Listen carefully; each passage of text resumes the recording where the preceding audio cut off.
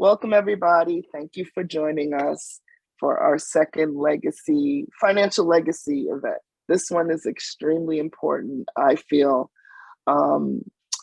between insurance and mortgages. This is something that a lot of us really need to start thinking about to help ourselves. Am I still freezing? They said I'm not freezing.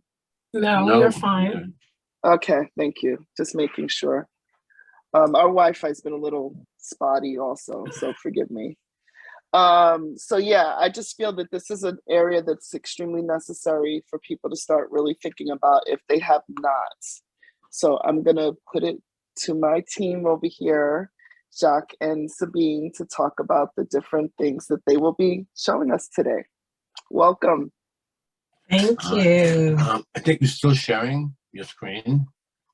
Yep, that's perfect. Thank you. Good evening, everyone. Hello. I can tell you, for me, I'm enjoying coming and spending time with you guys. And it's important, to see people wanting to learn more about, financial, literacy, because for us, it's very important that we really educate people about, what is necessary and how to go about putting something in place. Number one, I think I seen one beautiful face, which is Trina's face, and everybody else is black behind a black window. And I would love to see some smiles, because for me, I really connect well when I see people smiling. And she has the most beautiful smile. I was going to say, I know Nikki has a nice smile. Yes. See, right now, I'm getting some fuel right there, We've got to show the people. I would really appreciate it, because for us, it's another way to do business. And I think it's really good a lot where we can look at each other and really share good information. So if you're in a position that you can open your camera, we would really appreciate it. Is that right? Absolutely. Yeah. Sabine and I, again, we really are in the industry. Sabine's an attorney. I'm a financial advisor. And we really, in a good way, put our head together so we can, bring good information, to people that I think, in a good way, are looking for information. Yeah. I think one of the things that really started us on this road of financial literacy, Jacques' been in the business in finance for over 30 years. I'm not that old, in the business, that is. But, I realized about... I'll tell you what you do, you're an attorney. 5 years ago, I am an attorney, but about 5 years ago, I was diagnosed with cancer.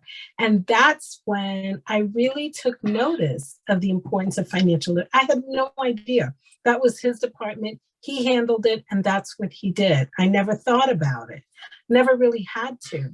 But when I was faced with my diagnosis, I had to stop for a minute and say, wait a minute, if something happens to me, what's going to happen with the kids? What's going to happen with the house? What's going to happen? And it started me thinking about, regardless of how educated I thought I was and how successful I thought we were, I never, ever thought about those questions, and started realizing that a lot of my friends and colleagues didn't either.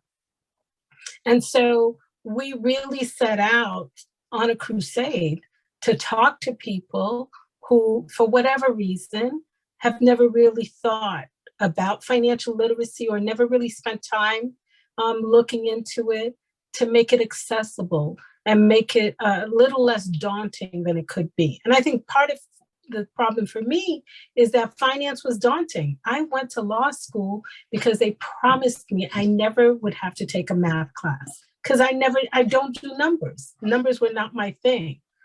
So Jacques made it very real for me, it's really not that bad. There is no numbers, there is no addition, subtraction, It's more a question of what's available for us. And number one is having a trust, having your information in the place that, if something goes wrong, is my assets going to be in a good position? Number two, if we live a long life, are we going to have enough money that we can actually have money that's going to be able to take care of us, not us, still working hard, And to all those things, there's a foundation. The foundation of any plan is insurance. The foundation of any financial plan is if you're building a house, strong foundation. And the insurance is what really we start with. If I were to sit with a client and say, let me gives you a plan. We protect certain things, certain assets. Is that right? Absolutely. Our car is insured, right? Phones are insured nowadays. I mean, very rarely do we find things that are not insured. If it's your house, your car, your phone, jewelry, right? People insure so many things, but insuring themselves is not something that people often think about, for a couple of reasons. Maybe they think it's too expensive or they don't need it. There are lots of reasons why people don't do that. So we want to come into your home, sit with you, invite you into our office so we can demystify the financial world for you. So if this is your first time at one of these workshops, welcome. If you're a repeat invitee, I welcome you once again.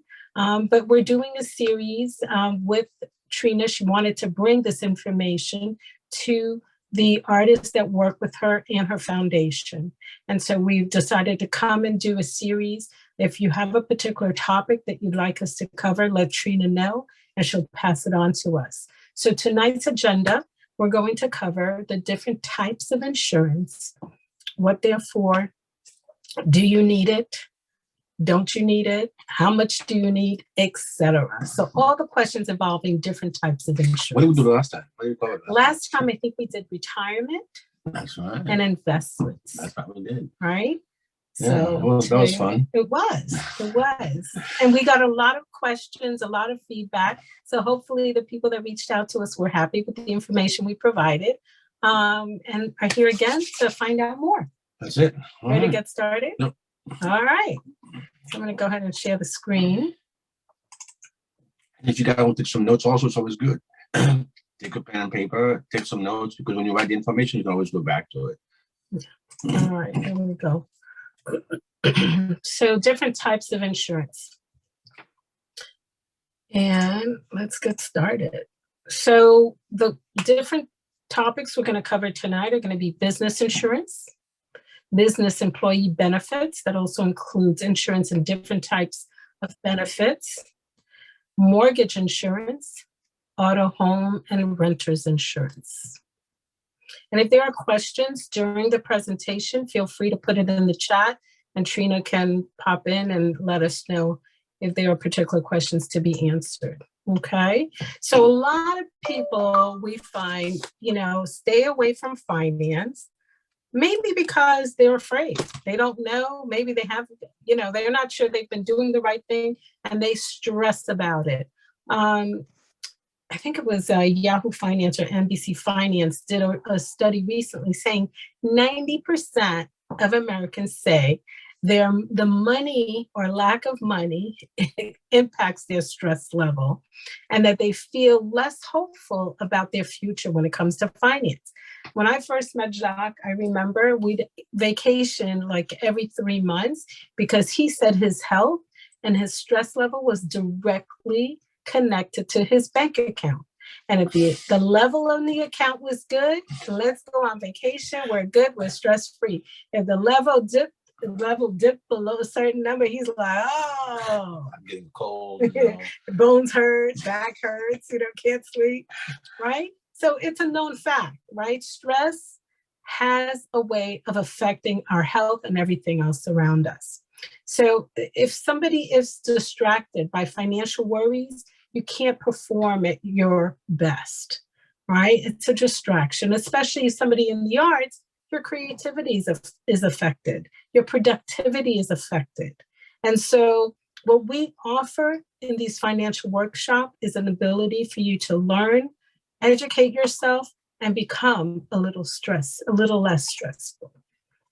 Okay, so our goal in doing these workshops is to enhance your relationship with clients, employees, even your family, right? Because when you learn something that's going to be beneficial to you, your business, your employees, you're going to share it with other people. And if you have employees, it will help with the retention and loyalty of your employees. We're finding a lot of our small and medium-sized businesses who never offered benefits package before are now offering them because of the ability to retain employees. That is so true. It is. So, so we believe that everyone, there are no secrets when it comes to the financial world. That I found that out. I always thought, you had to have a certain amount of money. Well, you do. If you're going to Wells Fargo, Raymond Jones, or any of these other companies, they really won't talk to you unless you have a couple of $100,000, right? But at the end of the day, there are no secrets to being financially secure. The only thing that's missing is the financial education, right? And that knowledge is not reserved just for the wealthy. Everybody should have access to it, but not everybody does. So our goal is to really educate hardworking people, right? Hardworking families, so that they understand the simple concepts, understand how money works, so that they can secure their financial future. So the three components of our financial wellness workshop. Number one, we provide financial education on a variety of topics. We offer each participant the opportunity to have a complimentary, customized financial game plan, and that's important. Everyone's finance is different, based on their age, what they have accumulated. So it's important that you really sit with someone that can give you good advice. And for me and Sabine, we don't charge for the advice, we'll give you good advice and we'll put a plan together. As a member of No More Starving Artists, you are eligible for a free plan from us as well. And it's a plan that we would print out, give to you. It's your financial map to take you through the future. And based on the information you provide, we give you a plan for you to use now, tomorrow, or whenever you want. And of course, we remain available to you if you have any questions or need some follow-up. So, well, that's a big picture. Hold on. Let's see. Give me 1 second. That's good. Technology is always find a way to kind of like creep in there. Yeah. Actually, you're in the wrong slide. Oh, I see what Yeah. All right. But I think for me, Sabine is the one that's really tech savvy. Me, I'm just a guy that just comes here and talk to you without the slides and just gives the information. Sabine, she has to be the one. She's very structured in that, So I think it balances us pretty well. It does. So the first topic is going to be business insurance. Let me just go back to the full screen. Mm-hmm. All right. So the question is to have it or not have it, right? A lot of people, medium-sized, small mom and pop shops or medium-sized businesses, do we really need insurance? Do we need business insurance, right? There's an added expense to owning your business to have insurance, and it should be viewed as a necessity in most cases. It helps protect your company.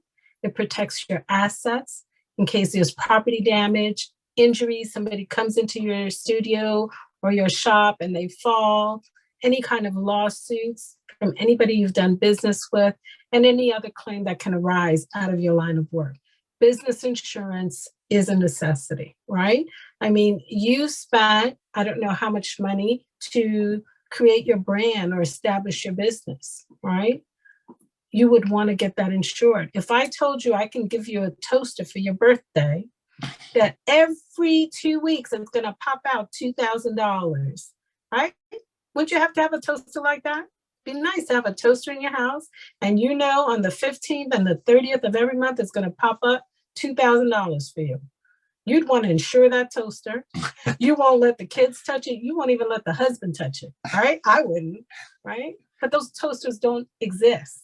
Right? No. They don't, unfortunately. But if you had something like that, you'd insure it because that's where your money comes from. Your business is no different. That's your toaster. That's your toaster, right? And so you spend time, money, and energy creating your brand and creating your business. You want to be able to put yourself in a position that you can protect it if something were to happen. So there are different types of insurance that one would have for a business, right? So general liability insurance is a type of insurance. It's appropriate for really any type of business. And what it covers against is financial loss as a result of bodily injury, right? Property damage, medical expenses, libel, slander. Somebody comes into your shop and they say, oh my God, they're the worst, and da da da da da, or what have you. And they want to sue you. Well, you're protected, right? If you're sued for something, liability insurance will cover that. So if there's a judgment against your company or yourself as the owner of the company, general liability would protect you against that. If you have employees or you have a location where people come in, whether it's clients, visitors, what have you, you're protected if anything were to happen to those individuals. Okay, so that's general liability insurance. And it's appropriate for any size business as well, small, medium, or large. Now, there's also products liability insurance. And this is usually for businesses that manufacture products, who deal with wholesale, distribution, or retail products. Okay, and it covers against any sort of defective products that causes injury, bodily or to property. So most artwork or artists would not fall under this category unless you're dealing with different types of media, sculptures, heavy items that can fall or injure someone or property. Okay. There's also commercial insurance, commercial property insurance. If you have a space, a studio, or a warehouse where you have things going on, classes, what have you, you want to have coverage also for the property. And this is usually if you have substantial assets, and it's going to protect against loss or damage to the physical property. This is for the physical property: fire, water, flood, wind, smoke, hailstorm. I know we're in Florida, but if you're watching the news, hailstorms also in Florida, vandalism, anything like that. So if you own the location, not if you're renting, if you own the location, you would get commercial property insurance. Again, any size. It could be, a residential property that you've turned into a commercial space, but it has to be used for commercial. If you're running your business out of your home, there's a different category for that. Okay. And home-based businesses, they do have insurance for that. You can insure your home business, a business you run out of your home, right, as part of your homeowner's insurance. Is a separate, it's sort of like a rider that's attached to your homeowner's insurance that you can add for your home-based business. And they would insure the equipment, your supplies, and things like that your homeowner's insurance will not cover. Okay, but it's a rider that can be attached to your homeowner's insurance. And there's also a special category if you keep your art and you store your art. I know Nikki has a beautiful home studio. You keep your art in your home. You definitely want to talk to your insurance company about ensuring the value of your assets there.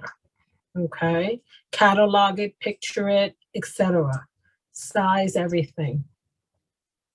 So there's a business owner's policy. Business owners, I know a lot of artists, I hope every single one of you are incorporated, you have your business, etc. But especially if you're running your business out of your home. And that business owner's insurance policy covers all different types of options into one bundle, okay? And they simplify the process so it can be, include your assets, your equipment, your supplies, everything. And some of them do include coverage that will cover slip and falls or accidents within your space. Any questions so far? No? Okay.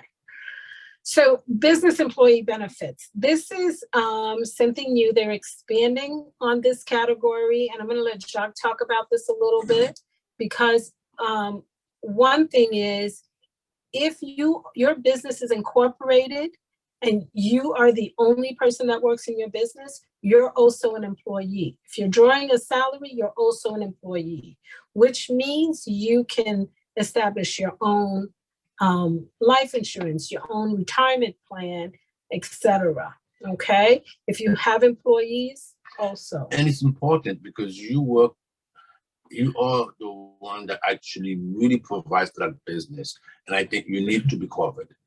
Because guess what? Without you, that business will not really function or produce. If you have employees in there also, they should be covered. If they are key person in the business, you have key man employees, which is great. That person, they come to the business, they provide the best artists, and they do a lot of the work. Guess what? You do a key man insurance on that person. Guess what? If something happens to this person, let's say if he gets to be, terminally ill, you can still get money, while he can't work, but at least it does not stop your business, So those are things that, you may consider, and they are not expensive. And that's a good point with the life insurance, whether you do it for yourself as your business owner or your key man employee, that's something you can write off because the company can pay for that. It doesn't have to be paid out of your funds or your salary. The company can pay for it and get a write-off for it. And a lot of the policies have what's called a living benefit. Absolutely. Living benefit.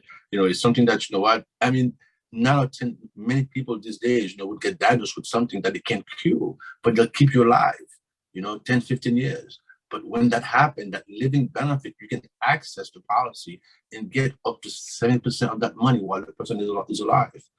So it's very important. It's not just to die.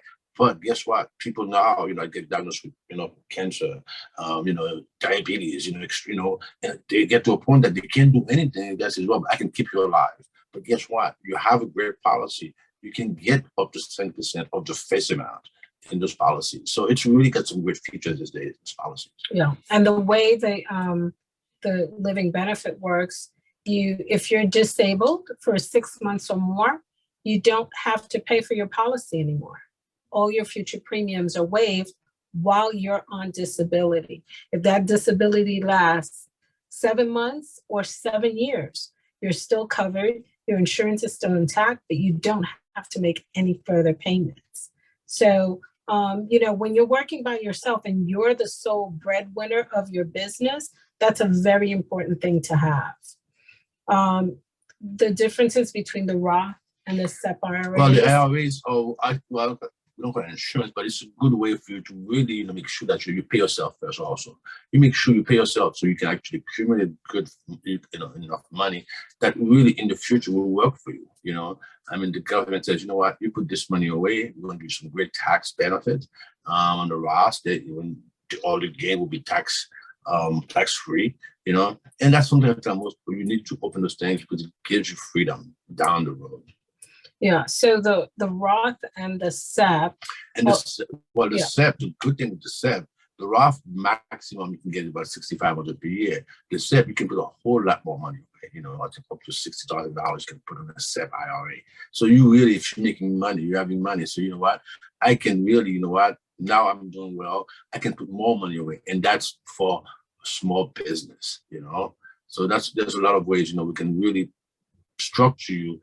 If you're doing well now, or if you're not doing well, but at least you have places that you can really have that. Because it gets to a point, the insurance protects you, but it should have a wonderful long life. But guess what? Your money now starts working for you also. Yeah. And the other thing that we like about the IRAs is that, we try to teach our clients the consistency of putting money away, whether it's, $100 a month or $500 a month, whatever it is, all right? You become consistent at putting that money away. And if there's a period of time where you don't have it, it's okay. There's no penalty. There are no penalties. But when you have it and you put it away, that money is growing tax-free for you. And you can access it as early as 59 and a half. But now, 59 and a half, then you... Right, it's a new... People are living longer. Right. You know? Yeah. So yeah, they're really great things to have, and it's really security. Same thing with health insurance, right? You know, they do have different plans out there, Obamacare and things like that. But as we're getting older, they have the Advantage plans, right? There are long-term care plans. All of those things, you know, people have a tendency not to look into it because they just think, oh my God, it's going to be too expensive. I can't afford it. But until you sit down with someone, there are always ways to make it part of your budget for, you know, something nominal that you can afford. The key is to start at something as opposed to waiting when it's time to retirement and then you realize you have none of those things. Okay. If you do have employees other than yourself, you can still provide a benefit plan to those employees without having to contribute. There are plans that you, as an employer or business owner, can provide benefits to your employees without having to contribute. And those funds would be taken out of their check, go directly to the companies. And so there's no additional paperwork or responsibilities on you as the business owner. And the catch-up provision for owners. Oh yeah, and if you started after 50, you didn't fund your wealth, you can start now at 7,000 per year. Right. I think the normal rate is 6,500. Yeah, that's so depending on your age, the government, they don't want to give you too much of a tax break, but they do. If you're over 50, they will give you the ability to put more money away. So mortgage insurance. That's what again, that's another thing also. Mortgage insurance, you know, that's important. You know, I mean, there's two ways. You have mortgage insurance, you know, that's provided by the lender, you know. That's provided, that's mortgage insurance, you know, it all depends. You know, you can have an MIP, mortgage insurance protection, that's just for the mortgage. But you also have, you know, I talk all the time, the bank is protecting itself, you know. If something, you know, go wrong, guess what? I'm going to get my money, you know, no matter what. Someone's going to get that money and you're paying for it. Another thing also you need to know, if you can do that, why don't you cover yourself also? If something goes wrong, if you have a partner, something goes wrong, guess what? The mortgage could be paid off. That's the same thing. I tell most people, if you have a mortgage, make sure that if something goes wrong, that which can be paid off. The same way, like the bank will force you to have MIP, mortgage insurance protection. That's for them. If you default on the mortgage, they're going to get paid. But vice versa also, if you have a mortgage, it's for 30 years, your partner is there. You said, you know what? For a very small amount of money, if something goes wrong, my partner, my kids, the next generation doesn't have to pay for that mortgage. It will be taken care of. So I always tell my clients, that's one way you can do that. You know, you protect that asset. Absolutely. The other thing about mortgage insurance, you know, it reminds me of a client that I once had. They had mortgage insurance, not mortgage, the lender had insurance on the property. And her husband passed, you know, and she didn't realize that, they had paid down their mortgage, but the mortgage, the lender insurance only covered the amount of the loan that was still on the house. Although the house was worth a lot more. Yeah, when the house, I think it was the hurricane we had when we went to Orlando, house was destroyed. The company did not cover all the loss, right?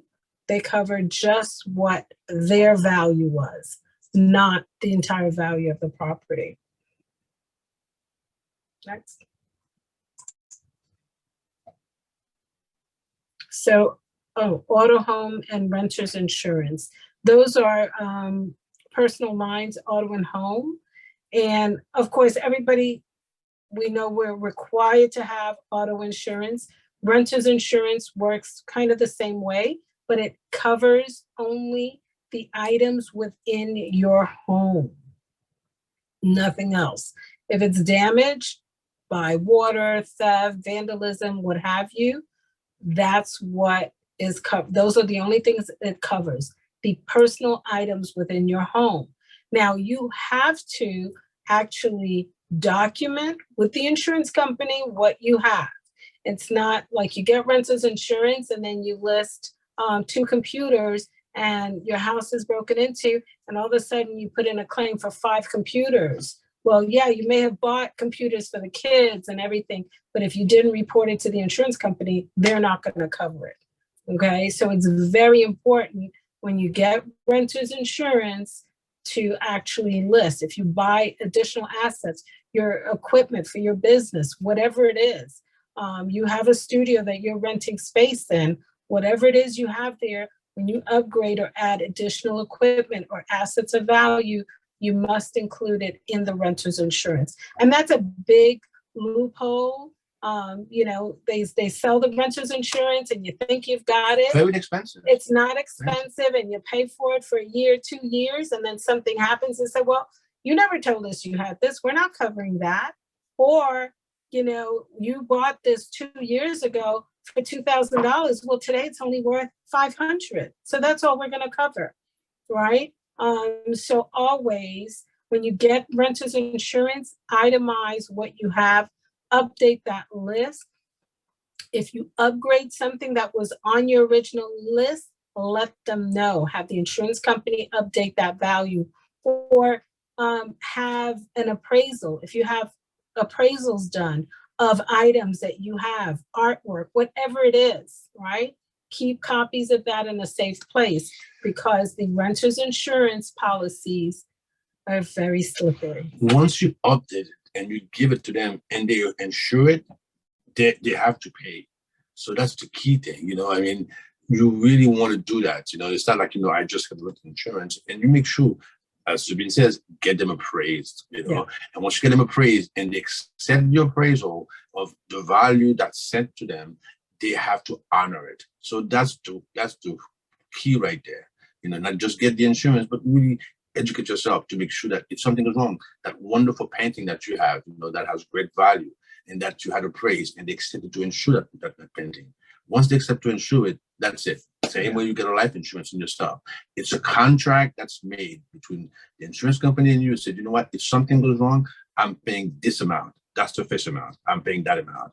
So very important. So a little bit of real talk, right? So we just spent all this time telling you how important it is to get these policies. Real talk. Whenever you put in a claim, the first thing the insurance company is going to do, especially with renter's insurance, liability, if there's damage to your property, they're going to deny your claim, right? They're going to deny it. Don't get bent out of shape. This is what they do.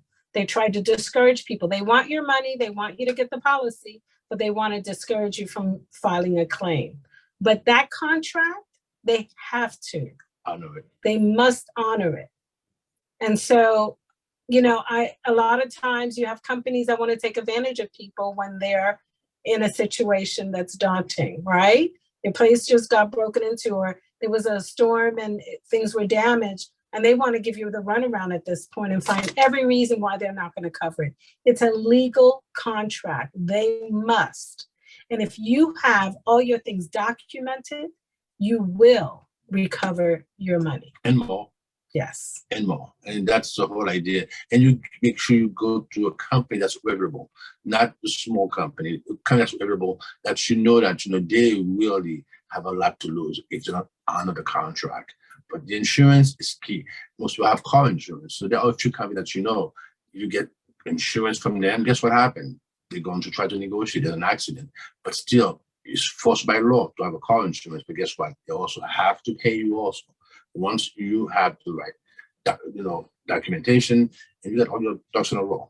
Now, all these insurance companies are reviewed annually, whether it's property insurance, life insurance, mortgage insurance, I don't care what it is, financial firms, the investment firms on our platform, every one of them is reviewed every year. So you can actually look up the company, look at their grade, and look at what type of business they do. I'm happy to say the company that we're with has been for the last 22 years, Excellent Service Award on all our mutual fund. #1, Forbes Magazine and Investors Business Daily has made us #1 in state life insurance company and number 3 in the nation for financial firms. So, and this is public knowledge. It's out everywhere. So regardless of what companies you want to use for whatever services you want, you can look them up and you can see they must publish complaints, problems, etc. And they get a grade. They get graded by their service, customer service, quality of their products, quality of service, everything. Okay, and I think that's it. So as we mentioned, our office is right here on Palm Beach Lakes Boulevard.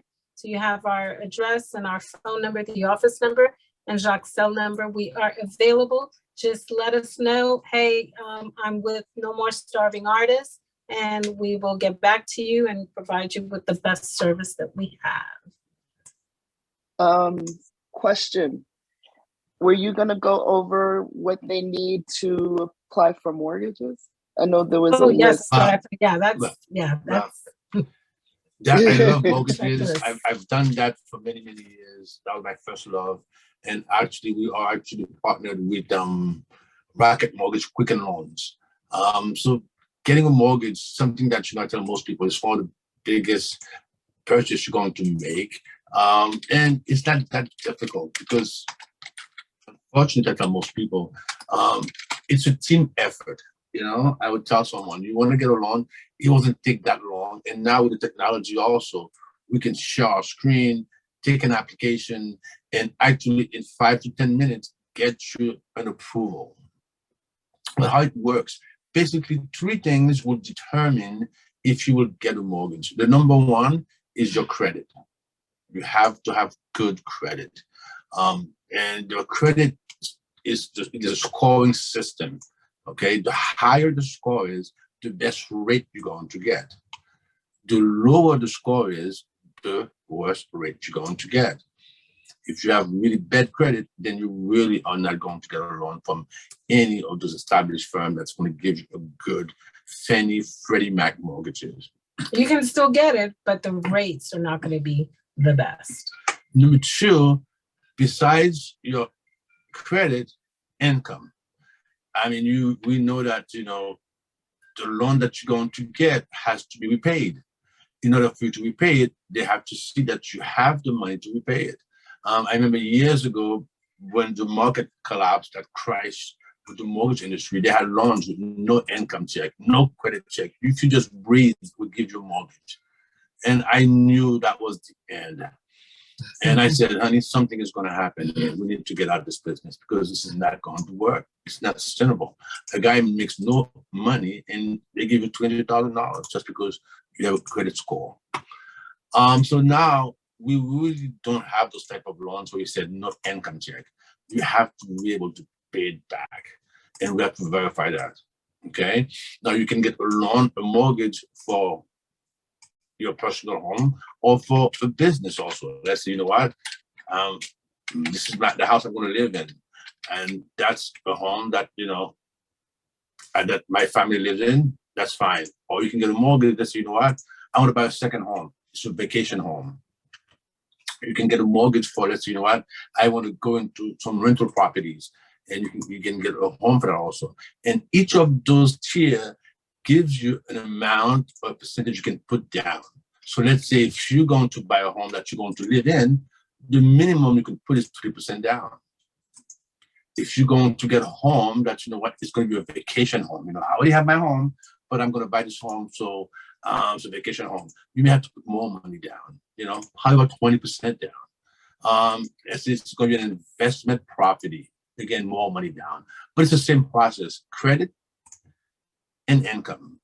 Now, the third thing that's very important also, the source of funds. Where did you get this money that you're going to buy this house?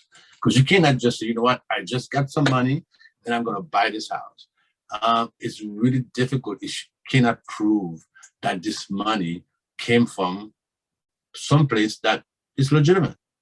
Or you can prove it comes from income, from earnings. It could be a gift also.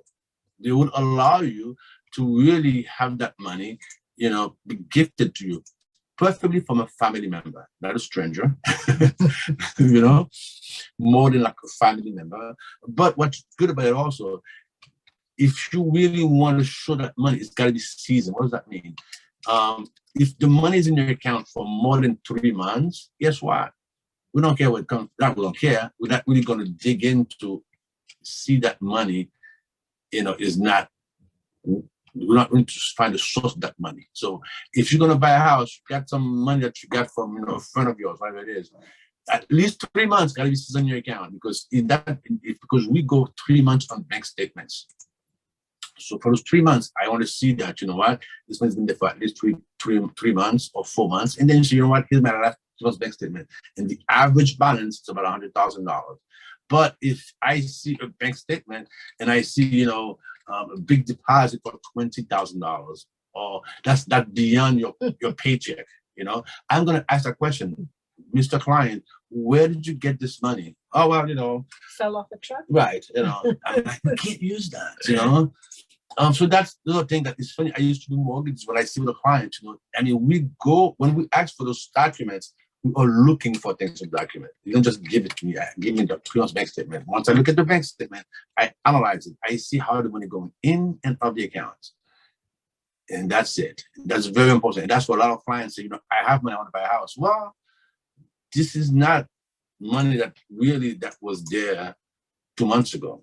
And if you can't prove it, we cannot use it. We've turned down a lot of files like that. We cannot use it because it's really not in conformity with what you get paid as your salary, or let's say if you have a rental income, that might come from the rental income. So it's very important. And also it's good because the government wants to make sure that people are not washing money laundering. And the bank has to really, report those things. So even us who giving a loan, because there's the paper trail. They can come 10 years from now and they can look at the file that I underwrote, the file that I prepared, and they can see what's in the file. So there's always a paper trail. So the most important thing, you're buying a house, there also is an appraisal. When you're buying a house, you have a partner. The bank is really your partner because you're going to put down 10% and they're going to give you 90%. Or you're going to put down 5%, they will lend you 95%. So they have big interest to make sure the property is worth that also. So the appraisal is key. Years ago, before when they had the crash, you had people say, what, they're going to appraise the house, call the appraiser, hey, buddy, I want this house to appraise. No. Now the appraiser want to talk to the homeowners or the realtors. They don't talk to the realtors or the bush company. They go out there independently and they'll go and appraise the property. Yes, it's subjective, but at least now there is no way to kind of like be colluded with, the realtors or someone else. So that appraisal gives you both somewhat of peace of mind that the house value is there. And that's really to protect both the buyer and the seller. Right? And I tell most people, when you buy a house, really, you have a partner. Until you pay it off, the bank is your partner. You got to make sure you keep the insurance on there. And that's what I do all the time. Homeowners insurance. That's their asset they're protecting. Not the insurance not really for you. It's really to protect the property, something, that there is a mortgage on it. So at least replacement costs. We can fix the house back because you owe to make some money. If you don't have a mortgage, you don't have to get homeowner insurance. It's not required. It's not required. No. It's only for the mortgage company. It's right. for the lender. The lender. The lender said that's why most people have insurance on the property. I have a property. Insurance is so expensive in Florida, and $10,000. It just went up again. But guess what? I don't have a bank, so guess what? If I don't want to insure this year, I don't insure it. But because you have a mortgage, if it's only $10,000, you would pay $10,000 for the homeowner's insurance. Yeah. That's the bank requirement. So, and that's what all the time. If the bank is going to protect the asset, so why don't you protect your asset also? So it's so important. So now I tell most of my clients also, if you want the loan process to go pretty quickly, I can close someone in 2 days in a mortgage. Because honestly, when we qualify the client, we'll give you a vow, okay? Mm-hmm. And what does that mean? That vow letter is an actual approval. What's a vow? I don't know what it is. And that's verification of all the assets. Okay. Asset verification. And when we give you that letter, which means that I verify that you have your money in the bank, I verify that you have good credit, and you give me all the documentation, and I upload them, and I have the bank put that money aside for you for 60 to 90 days. It's money you have. You find a house and you just do an appraisal and title, we can close you in a week or 2 days.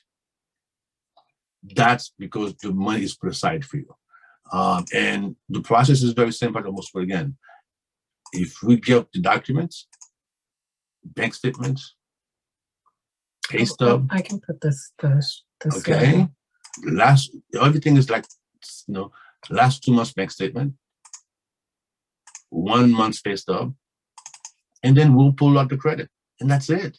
But again, now once we get the statement, what do we have in it? Sometimes that's what sometimes gives us a problem. Not enough money, the money cannot be traced, and things like that. So that's it. The checklist is right there.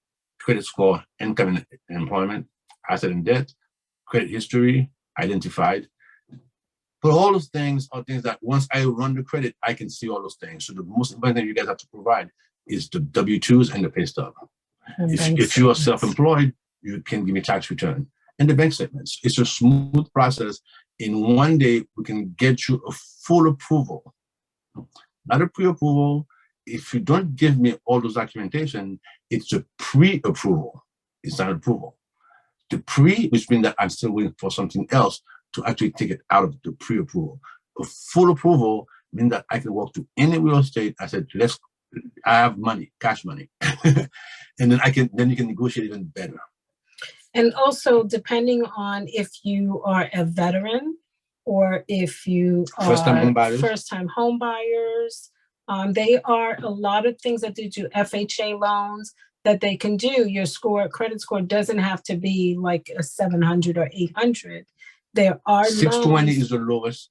If at 620, you can still get your mortgage, an FHA mortgage, which is kind of a good mortgage for people to have because it's very, I would say, more not conservative, but it's more liberal in terms of the credit and also the amount that income you need to qualify for the loan also. So you can get a whole lot more, even though you're not making a lot of money as an FHA loan, and you have to have a great credit score. The other one is a conventional loan, which is a bit more strict in terms of how much you have to make and the scoring for your credit also. So all those things are things that we can see with a client, and in 24 to 40 hours, gives you an approval. You can go out there and go shopping. Even if it takes you 6 months to get a house, you can always update it. You can always update it, but at least you have that. And there's a lot. I know Palm Beach County has it, Broward has it. They do have additional funds for first-time home buyers. It takes a while to get that money, but it is available. Mm-hmm. And if you're working with a professional that's licensed, like Rocket Mortgage has the best rate. They're the largest and they have the best rates. If you go to Rocket Mortgage directly, the rate that they give you will be a lot higher than if you work with someone that's already licensed through Rocket Mortgage. So that's always the best way to go. And I tell all the time, we really give you personalized service. It's important that people call someone, and you call them and you get, press 1, press 2, and then press 3. And then after that, you go back to the same voicemail again. But for me, I love the idea. If somebody calls me on Friday or Saturday, I will always call you back, or I would say, hey, I'm busy today, so you can reach me. Or even now, I say, let me come to your office. And you sit there, you see me.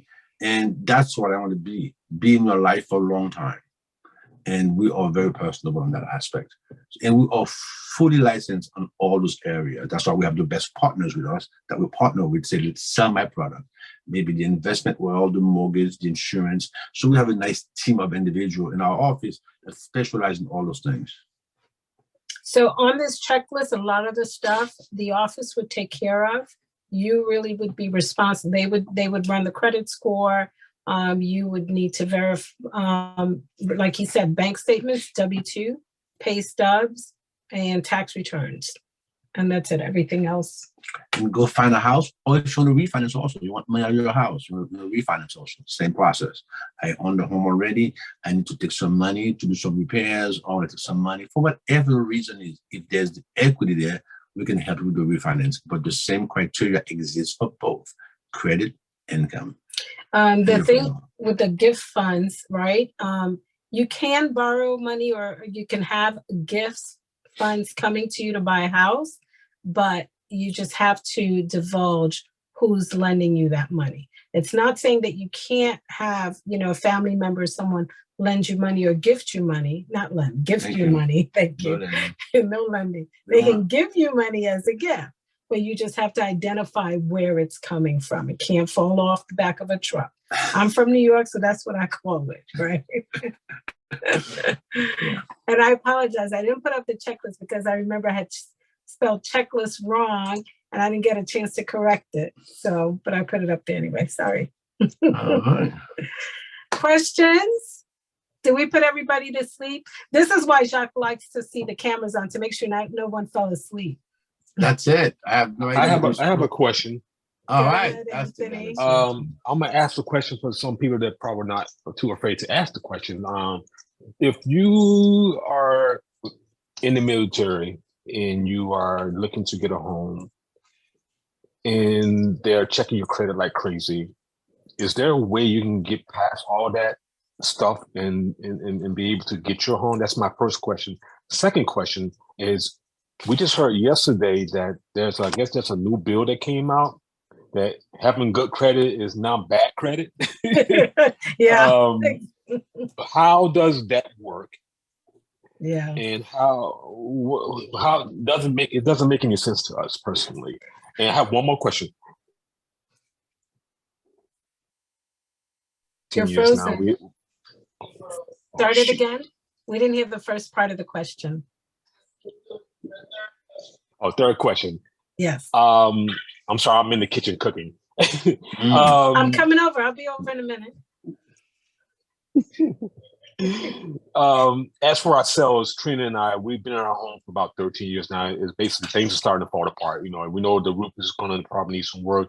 We need to upgrade the windows. We need to get a new, at some point, water heaters need to be changed out to some things. And we need a fence for the house. Is it safe now to go to our mortgage company and try to get a loan or use our FME in our home to help us do those things right now, or should we wait? Good question. Let's start with the first question. Want to question. start with the first one? Okay. The first one was as a veteran. If somebody's a veteran, right? Is it better to go? What advantages are there to using the VA loans and things like that? Well, the veteran, if you're buying a home as a veteran, the good thing it does for you, you can buy the home without putting any money down.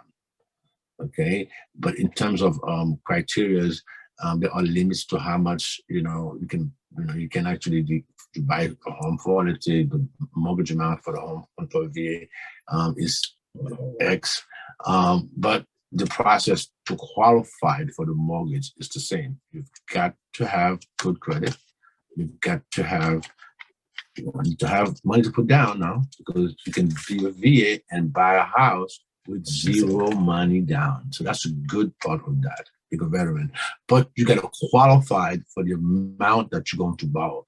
If you're going to borrow $100,000, there is the ratio we're going to use, your income, and to see if you can pay us back. So the greatest thing about the VA loans is that you can go out there, you can go find a home, and you don't put any money down.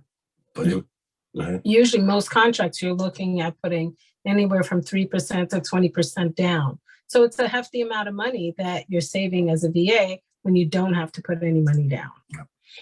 Second question was your credit being checked multiple times. If you're going out looking for a house, how do you rectify that? The first thing you got to do, you're going to have to find one person, a mortgage person that you feel comfortable with.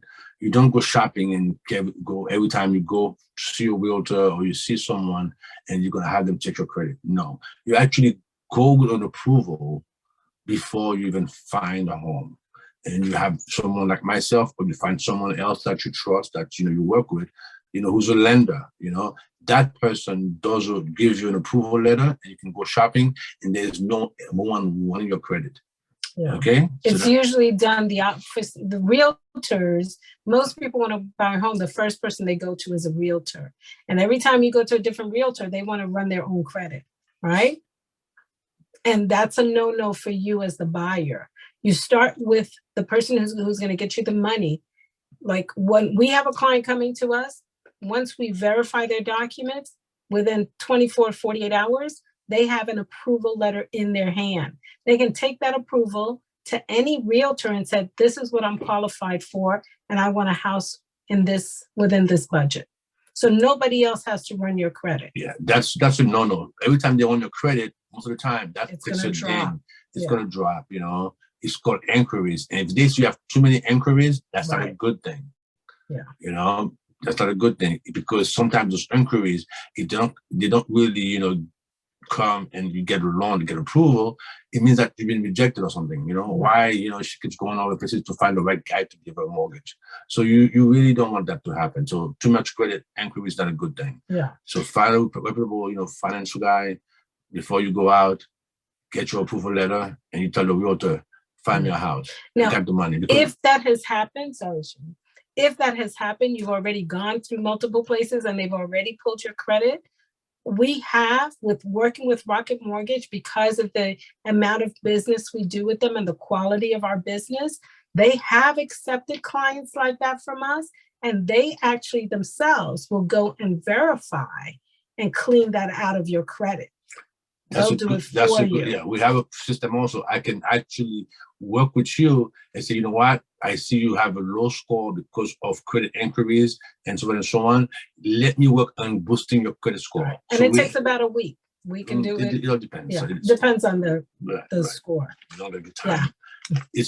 So we can actually help boost your credit score, and then say, you know what, now we're going to get you a loan. Right. So that's how it works. So we really want to show the client how do we do this, and because we see, okay, it's not a bad person, his pace is built on time, but the inquiries that he has done have dropped his score, or if he has something that's 30 days late, maybe let's put another month to have that come down, and then guess what? We'll buy this property because your score is going to be higher. So the key thing is score. So we'll know, put you in the system, and we'll tell you what we got to do to bring the score up, and then we can go out there and find a house. So the next question Anthony had, I saw the same news thing, and I called Jacques, and I'm like, did you hear about this? Oh my God, this is so great, right? So there's a new thing that Biden just came out with, and I believe it was Biden, the feds that came out with this, saying to really address disparities between minorities, women, and other groups that have not been able to qualify to buy properties because of their credit score. They are actually trying to start a program right now where they will give you the same benefits as if your credit score was higher than it actually is, right? So some of the benefits that they're talking about giving is lower closing costs, less money down, and accepting a lower credit score than the 620. That's what's on the table right now, that is supposed to pass. There is already a lot of backlash coming out from the people who have the 750s and 880 credit scores, saying, wait a minute, we've worked all our lives to get this, and now we're going to be paying higher closing costs than others. So I always complain. You can't please everybody, right? But those are things that, once we have the information, there's always a way we can work with you guys. Right. But the key thing is just come to a professional, get someone that's what he does. A realtor sells home. They don't give mortgages. Right. And most people, they go to a realtor that said, I have a friend of mine, and they go shop. They go to different people and shop your credit, trying to make sure that they can secure this loan. No. You do it backwards. Come to the professionals, we'll sit down, and we can plan to see what we're going to get the house, or we're going to refence our house, and we're going to do something also. Last question was about the house. The house needs repairs. Right. What's the best way? What's the best recourse? It's a good question. I mean, I tell most people, there's never a good or bad time, because the only time is when you need it. That's it. If you need something, that's the time to do it. So that's why I would tell people, waiting for what? Wait to go down or wait to go? You never know, but the time that you need this roof to be fixed, if it's not fixed, it's going to rain and you're going to have more problems. Okay, so if something is an emergency, doesn't matter if it's now or because you don't know the future. It's when it's needed. In terms of is it best to refi? I tell most people, I mean, it all depends how much you owe on the house. You guys froze. Oh, We sorry. did. Are we back? Are we back? Yes, you're Okay. back. You What said was there's the no last? time. That's the last thing I heard. There's no time but now. That's when, I tell most people, because if there's an emergency, the roof needs to be fixed. Guess what? I'm going to have to take care of the roof. And if I wait 6 months, is it going to, because I'm waiting for the rates to go down? But we don't know that. But in 6 months, guess what? It can get worse. Now, the number two, in terms of what's the best approach, is it a refi? It all depends. I mean, if you have quite a bit of equity in the house, okay, and you have very, probably to finish paying the house, it's not a lot. I'll tell most people, you know what, take a lot of Froze credit. again. Wow. Wow. Let me see. We've There been you getting go. these crazy rainstorms Are we that back? come back. Yeah, we're back. I would say in terms of Hold on. Can I yell at the kids and make sure they're not streaming? Give me a second.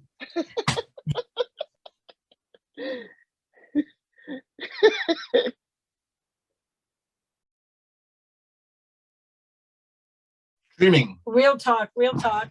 There are two kids all have their own system there. It could be streaming something. Everybody in the house, including the dog, is on electronics. So in terms of best approach, a refi really, if you don't have a lot of debt, let's say you have a small mortgage, the house only have $20,000, it's worth a couple of $100,000, or it's worth $100,000, and you only need $50,000. I would say the best way probably get home equity. Okay, the home equity will allow you to start in a checkbook. You know what? You're gonna pay on what you are using. So if I say, you know what, I'm gonna use $20,000 to the kitchen, this and this and this and that, but you have a lot of equity, you can do that 1, 2, 3. But if you're gonna get, a couple of $100,000 that you're gonna need, okay, to do the work, it depends. And you might say, you know what, let's just refinance it. I'll take enough money, and I can take 15 years or 10 years or even 30 years.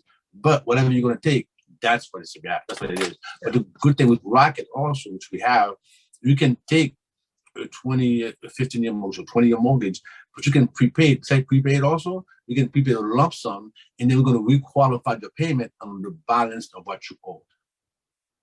Because do you guys get that? Because it was confusing for me. He had to explain that to me like a few times, and I still don't know if I got it. Oh, that's because guess what? People borrow money, but you're paying the principal and interest on the amount that Anthony said he didn't get it either. That's right. So think about this. You have a 30-year mortgage on $100,000, right? So let's say it's $100,000. You're paying $1,000 every month. So you're going to be paying $1,000 for 30 years, right? So let's say in year 15, the balance of that money is what?